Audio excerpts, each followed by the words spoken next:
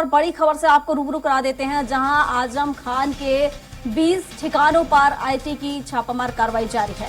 तो मोहम्मद अली जौहर ट्रस्ट से जुड़े ठिकानों पर यह छापा मारा गया है। तो पदाधिकारियों और अन्य सदस्यों के ठिकानों पर ये छापे मारे गए हैं। तो छापे में आय से जुड़े कुछ महत्वपूर्ण प्रमाण पत्र भी मिले हैं। तो ज्वेलरी को लेकर भी आयकर विभाग को जानकारी मिली है। तो उत्तर प्रदेश समेत मध्य प्रदेश में भी ये कार्रवाई जारी है। तो देर रात तक आयकर विभाग की जांच चलती रही।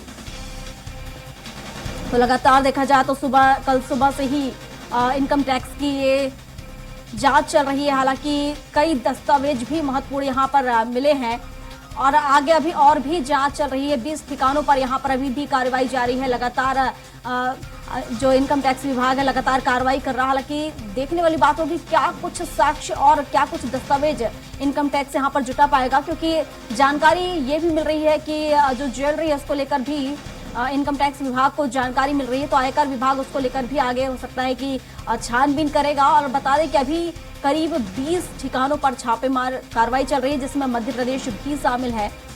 तो बड़ी कार्रवाई यहाँ पर की जा रही है। तो समाजवादी पार्टी के बड़े नेता आजम खान के ठिकानों पर यह कार्रवाई की जा रही है। तो 20 ठिकानों पर आईटी की छापेमार कार्रवाई जारी है। काफी लंबा समय हो गया है लगातार कार्रवाई की जा रही है। और इस पर विस्तार से जानकारी के साथ मदन यादव गीतापर से हमारे साथ लाइव जुड़ चुके हैं। तो मदन का रुख कर लेते हैं। मदन, लगातार हम देखें तो कई घंटे बीत चुके हैं और आजम खान के ठिकानों पर छापामार कार्रवाई जारी है। अब तक आयकर विभाग को क्या कुछ दस्तावेज मिले हैं?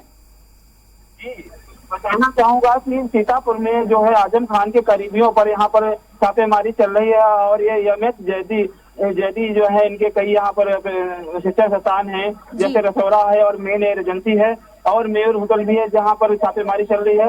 कल से आई टीम को अहम दस्तावेज मिले हैं, जिनके टेस्ट से कई जगह इनको पैसा भी फंडिंग किया गया है।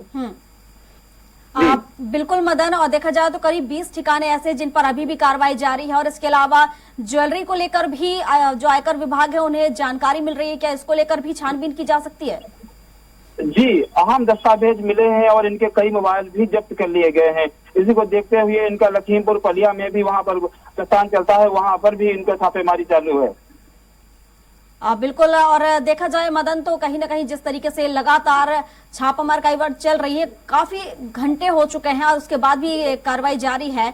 और देखा जाए समाजवादी पार्टी के एक बड़े नेता है और इससे पहले भी कई बार उन पर ये मामले देखा जाए तो आते रहे हैं, उन पर कई तरह के मामले चलते रहे हैं। लेकिन एक बार फिर कहीं ना कहीं उनकी मुश्किलें बढ़ गई है। जिस तरीके से लंबे समय से ये कार्रवाई यहाँ पर चल रही है तो कहीं ना कहीं उनकी भी परेशानी बढ़ गई है।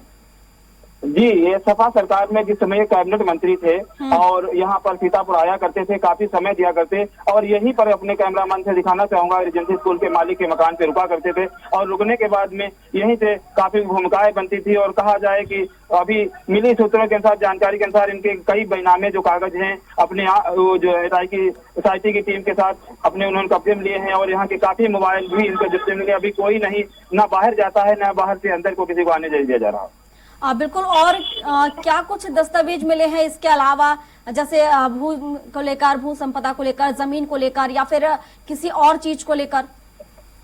जी, जैसे जमीन के कई दस्तावेज हैं और ही उनकी ज्वेलरी के कागज हैं और कई यहाँ पर रसौरा में एक इनका शिक्षण संस्थान चलता है, वहाँ पर छापेमारी है। और यहाँ पर भी कल से टीम अभी छापेमारी चल रही है। और यहाँ पर सूत्रों के साथ पता चला है कि लखीमपुर खीरी के पलिया में इनका वहाँ पर शिक्षण संस्थान चलता है, वहाँ पर भी टीम ने यहाँ पर छापा डाला है और कई अहम जो है दस्तावेज अपने कब्जे में लिए। और देखा जाए तो इसके अलावा जो अन्य पदाधिकारी हैं, अन्य सदस्य हैं, उनकी भी मुसीबतें कहीं ना कहीं बढ़ गई हैं, क्योंकि उनके ठिकानों पर भी छापेमार कार्रवाई जारी है। जी, जितने आजम खान के करीबी हैं और करीबियों पर बराबर छापेमारी चल रही है, तो कहीं न कहीं यहाँ पर एक बड़ा सवाल उठता है कि आजम खान एक कद्दावर नेता थे समाजवादी पार्टी के और उनके सारे ठिकानों पर और उनके करीबियों पर सरकार इस समय छापेमारी कर रही है। बिल्कुल, शुक्रिया। आपसे एक और खबर पर अपडेट लूंगी। मदन, आप बने रहिए हमारे साथ।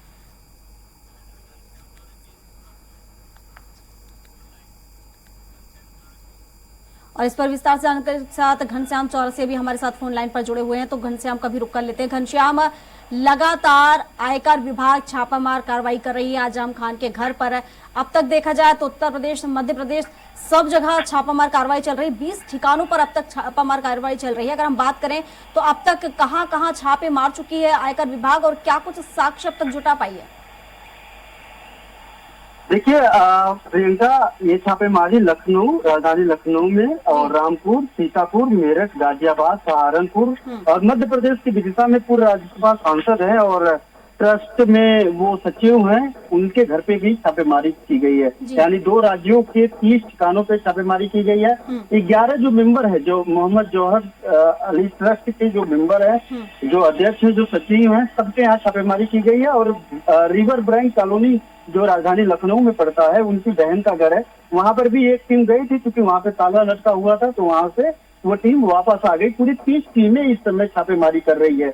11 लोगों के घर पे जो है जो 11 इनके मेंबर हैं और कल से अभी छापेमारी जारी है। रात भर पूरे छापेमारी चली है। उसका जो है पूरी तरीके से इन्वेस्टिगेट किया जा रहा है। उनके दस्तावेज खंगाले जा रहे हैं। जो इनपुट मिला है 2019 का मामला है। जो इसमें सबसे बड़ी बात है कि इसमें जो सोचने योग्य है, इसमें 2 मामले हैं। एक तो मोहम्मद अली जौहर यूनिवर्सिटी का जो ट्रस्ट है, वो ट्रस्ट है। दूसरा इनका हलफनामा है। हलफनामा में जो इन्होंने लिखित में अपने चुनाव लड़ने के वक्त इन्होंने जो दिया था, उस वक्त जो कुछ भी लिखित में दिया था, उसमें काफी विरोधाभास मिला था इनके आय और उस हलफनामे के बीच में, जिसको लेकर के जो वर्तमान से वहाँ रामपुर के विधायक हैं आकाश सक्सेना ने केंद्रीय जांच एजेंसियों को उन्होंने पत्र लिख करके कई तरीके की तमाम सबूतों के साथ उन्होंने शिकायत दर्ज कराई थी। उस वक्त नोटिस भी जारी हुआ था और जो नोटिस जारी हुआ था वो आजम खान के पुत्र, उनके पुत्र पे और उनकी पत्नी तंजीम पे, तीनों लोगों पे जो है पति पत्नी और बच्चे, तीनों लोगों पे आजम खान के पूरे परिवार को नोटिस जारी किया गया था, जिसमें काफी विरोधाभास मिला था। अब जब उससे नोटिस के बाद जब इनका जो जवाब मिला और जो इनके पास साक्ष्य आकाश सक्सेना ने उपलब्ध कराए थे केंद्रीय एजेंसियों को, जब उस दोनों की छानबीन की गई तो बीच में काफी बड़ा फासला नजर आया। जैसे कि सबसे बड़ी बात है कि जो बैक स्टोरी की बात आ रही है कि ट्रस्ट में जिन लोगों ने दान किया था, लगभग 2000 करोड़ रुपए के लागत से यूनिवर्सिटी वो निर्माण हुआ है। अब जिन लोगों ने लगभग 100 करोड़ रुपए दिखाया गया है कि 100 करोड़ रुपए दान के चंदे से, अभी आजम खान ने भी बोला कि चंदा लेकर के हमने लोगों के हाथ में कलम पकड़ा है, इसलिए मैं गुनहगार हूँ, मैं तो फकीर हूँ, मेरे पास कुछ नहीं होगा, कुछ नहीं है। तो वो जो लगभग 100 करोड़ रुपए का देनदारी दिखाया गया है, चंदा दिखाया गया, 2000 का एसेट का यूनिवर्सिटी मात्र 100 करोड़ रुपए चंदे से कैसे बन सकता है? ये सबसे बड़ा सवाल। इसको साक्ष्य जो है, इसको लेकर के जो साक्ष्य है वो दिया गया था। दूसरी सबसे बड़ी बात, जिन लोगों ने दान दिया था, क्या उनकी हैसियत दान देने के लायक थी? उनका आय है 5000 महीने का और उन्होंने दान किया है 2 करोड़ रुपए, तो वो ऐसे ये फंडिंग कहाँ से उनके पास आया? तो इस बाबत भी इसमें जांच चल रही है, कई एंगल से जांच चल रही है। और कुछ ज्वेलरी मिले हैं, हॉलमार्क और ज्वेलरी का जो गुणवत्ता और उसके अकाउंटिंग जो होती है वो भी टीम बुलाई गई थी। आजम खान अपने घर पे थे, उनके परिवार के दोनों सदस्य, उनकी पत्नी और उनका बेटा बाबर आजम भी घर पे थे। और आजम खान ने कहा कि मेरी तबीयत खराब है, इसलिए आपको जो जांच करना है कर ले। और लेकिन उनसे पूछताछ, तबीयत खराब होने अचानक जब उनकी तबीयत खराब हुई तो उसके चलते पूछताछ नहीं हो पाई प्रियंका। दूसरी सबसे बड़ी बात कि इसमें जब लखनऊ में उनके जो वकील हैं, उनके वकील के घर पे भी छापेमारी की जा रही थी। ट्रस्ट से जो पूरा देख रेख करती थी, उनके घर पे भी छापेमारी की जा रही है। जो लोग सदस्य थे उनके यहाँ पर भी छापेमारी की जा रही है। लगभग 30 ठिकानों पे 11 लोगों के रिसोर्ट से लेकर के उनके घर तक, उनके वकील तक, ट्रस्टी से लेकर के जो ट्रस्ट की देखभाल करते थे वहां तक, पूरा अभी तक जो है छापेमारी अभी जारी है। और कयास लगाए जा रहे हैं कि जब तक पूरा छानबीन नहीं हो जाता तब तक ये छापेमारी चलती रहेगी, क्योंकि ये एक बड़े लंबे वक्त तक आईटी डिपार्टमेंट ने, टेस्ट डिपार्टमेंट ने पूरा जांच किया था, पूरा इसकी क्लू निकाले थे, जो शिकायत दर्ज कराई गई थी उसमें लिखा पढ़ी किया था, और जो इन्होंने जवाब दाखिल किया था नोटिस के बाद उसमें विरोधाभास और काफी अभिन्नताएं मिली थी। काफी उस भिन्न भिन्न थी, अलग अलग जवाब अलग था और इनका एसेट अलग था। तो ऐसे में तमाम एंगल से जांच की जा रही है। जाहिर है कि 2 दिन से जो जांच चल रही है उसमें काफी बड़ी और एक बार फिर आजम खां की मुश्किलें बढ़ने वाली है। जी बिल्कुल घनश्याम, बिल्कुल सही कहा आपने। हालांकि आय से अधिक संपत्ति जिस तरीके से यहाँ पर मिली है, सवाल तो खड़े होते ही हैं। और इसके साथ साथ जैसे कि आपने बताया कि तबीयत उनकी अचानक से खराब हो गई, जिसके चलते उनसे पूछताछ नहीं की जा सकी। तो क्या अब उनकी तबीयत ठीक है? क्या कुछ अपडेट मिल रहा है? वो अपने आवास पे हैं और कल ही उन्होंने कह दिया था कि मैं अपनी आवास पे हूँ, मैं कहीं नहीं जा रहा हूँ, मेरी तबीयत नासाज है और इसमें जो भी आपको जांच करनी है, जिस भी एसेट की आपको जरूरत है वो एसेट आप चेक कर सकते हैं।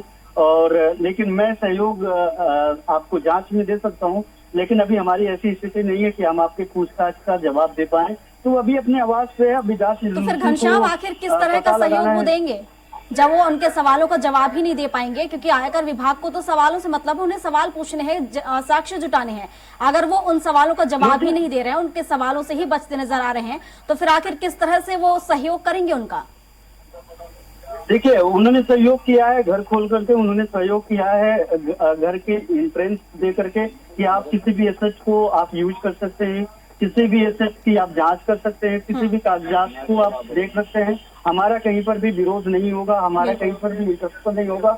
हाँ, उन्होंने जरूर कहा है कि हमारी तबीयत खराब है, तो इसलिए अभी हम बातचीत में लेकिन नोटिस पहले भी जारी हो चुके थे, तो ऐसे में उन्होंने उस नोटिस का जवाब दिया था। एक तरीका होता है तत्कालिक रूप से बचने का, जब कोई जांच एजेंसी किसी की जांच करती है, और खासतौर पर उस मामले में जिन मामले में वारंट नहीं होता है, जिन मामलों में तुरंत जो है त्वरित कार्रवाई करके जेल जाने की कवायद नहीं होती है, तो ऐसे मामलों में इस तरीके से बचने का एक बड़ा रास्ता होता है उनके पास कि वो अपनी तबीयत खराब बता देते हैं या फिर किसी जरूरी कार्य को बता करके वो तत्कालिक रूप से बचने की कोशिश करते हैं। बाद में अपने वकीलों के साथ मिल करके और जवाब देते हैं। हालांकि जब रिमांड की जाती है, जब ऐसे तमाम मामलों में जब उनको नोटिस दी जाती है पूछताछ के लिए, तब उनको उपस्थित होना होता है, चाहे 1 तारीख वो डिले करे चाहे 2 तारीख डिले करे। तो ऐसे में वो इस जांच से और पूछताछ से नहीं बच सकते। तत्कालिक रूप से जो भी वो उनको राहत मिलनी है, वो तबीयत खराब बोल करके राहत मिल सकती है। लेकिन जिस तरीके से जांच हो रही है, जिस तरीके से छापेमारी की जा रही है,